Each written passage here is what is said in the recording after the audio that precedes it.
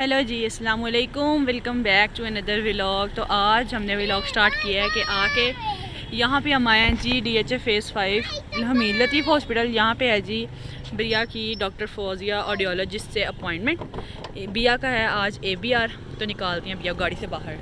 बिया को मैंने उठा लिया, बिया चलते हैं अंदर। बिया जो है ना सुबह से उठी है, फुल डिस्टर्ब है। बिया को सुलाएँगे चल के और वहाँ जाके ट्राई ABR करवाते हैं, देखते हैं कि कितनी की ये इसके अंदर पावर है सुनने की। ताकि भी जो है ना हेयरिंग एड की प्रोग्रामिंग करवानी है, तो वो भी इसी बहाने चलो प्रोग्रामिंग भी हो जाएगी और ब्रिया का टेस्ट भी हो जाएगा। चलो इज़ा अंदर में हम आ गए। उन्होंने हमें बताया कि बेसमेंट में डॉक्टर फौजिया, इससे पहले डॉक्टर फौजिया आदिल हॉस्पिटल होती थी जब हमने ईज़ा का करवाया था, तो अब हम ब्रिया का करवाने आए तो वो बेसमेंट में है।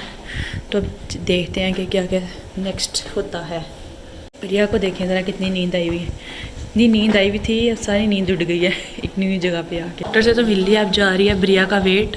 एक्चुअली इसका पता लगना था। डॉक्टर से तो जो है ना हमारा हो गई है बात, अब होने लगा इसका टेस्ट ब्रिया का। ब्रिया गई है पर वेट चेक करवाने अपना, फिर उसके अकॉर्डिंगली जो है ना उसको मेडिसिन देंगे। और ईज़ा देखें कौन सा टॉय डॉक्टर से ले आई है। ईज़ा, व्हाट इज़ दिस? ये क्या है? आपकी है? Very good.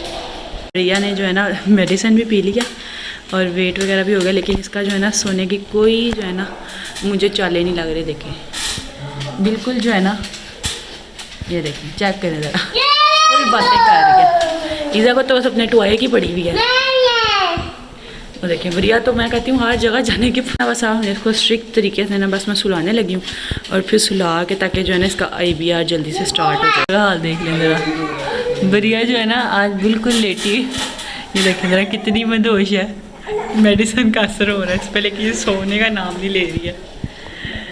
बेटा नीनो कर लो, अपनी इसकी फरमाइश ही नहीं ख़त्म हो रही, कभी कहाँ जाने कभी कहाँ जाने, कभी क्या लेना कभी क्या लेना। कर अल्लाह का के ब्रिया तो सो गई है।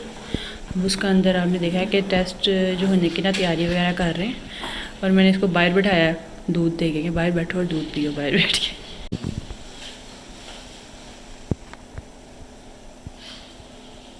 जो है ना टेस्ट की तैयारी हो गई है। इलेक्ट्रोड्स जो है ना वो लगा दिया उसके साइड पे और दोनों साइड के कान पे, और यहाँ पे सेटिंग हो गई है।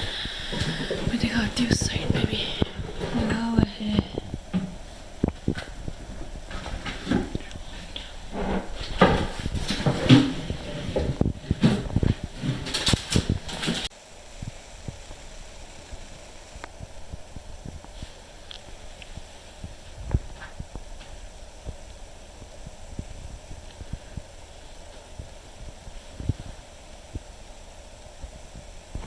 जो कैस्केड प्लांट है उसके बेसिकली दो हिस्से होते हैं। ठीक है। एक जो है उसको हम इंटरनल कंपोनेंट कहते हैं और एक एक्सटर्नल कंपोनेंट होता है। जो इंटरनल कंपोनेंट है ना वो एक इलेक्ट्रोड वायर होती है। ठीक है। तो हम यहाँ कान के पीछे से काट के हड्डी के जरिए इस हिस्से में पहुँचते हैं। और ये जो आपको सुराख नजर आ रहे हैं ना, इसमें वो तार जो है उसको परोस दिया जाता है। जैसे कॉक्लिया में हमारी अपनी जो सुनने की नसें हैं वो जहाँ थी, तो वो इंटरनल कंपोनेंट जो है वो अंदर ही रहता है सारी उम्र और सेफ होता है। नॉर्मली उसको कुछ मसला नहीं होता। तो बहुत रेयर केसेस हो कि बच्चा छत से गिर गया, उसको हेड इंजरी हो गई तो वो गया या कुछ ऐसा, अदरवाइज इट्स वेरी सेफ। ठीक है। जब ये अंदर डल जाता है तो ऑपरेशन के वक्त हम उसी वक्त उसको चेक कर लेते हैं। उसमें हम साउंड जो है वो देते हैं, अगर हम देखते हैं कि साउंड जो है वो सुनने की नर्व के जरिए ब्रेन में पहुंची है, तो वो कुछ हमारे टेस्ट हमें बता देते हैं कि ये कामयाब हो गया। उसके बाद हम यहाँ से इसको बंद कर देते हैं। 6 हफ्ते के बाद जब जख्म बिल्कुल ठीक हो जाता है, हीलिंग हो जाती है, तो फिर एक्सटर्नल कंपोनेंट जो है उसको लगाया जाता है। यहाँ स्किन के नीचे एक मैग्नेट रखा जाता है और बाहर भी जो प्रोसेसर होता है उसमें मैग्नेट होता है। तो जब हम उन दो मैग्नेट्स को रखते हैं तो वो आपस में जुड़ जाते हैं और फिर हम हॉस्पिटल से तो जो है फ्री हो गए थे और पता लगा है कि ब्रिया के पास जो बिल्कुल भी हेयरिंग नहीं है। अब नेक्स्ट प्रोसीजर जी MRI CT स्कैन वगैरह के हैं, तो इंशाल्लाह वो करते हैं और कोक्लियर इम्प्लांट की तरफ जाएंगे जैसा डॉक्टर ने कहा है। तो बाकी आप मिलेंगे इंशाल्लाह नेक्स्ट व्लॉग में। तब तक के लिए अल्लाह हाफिज़, बाय बाय।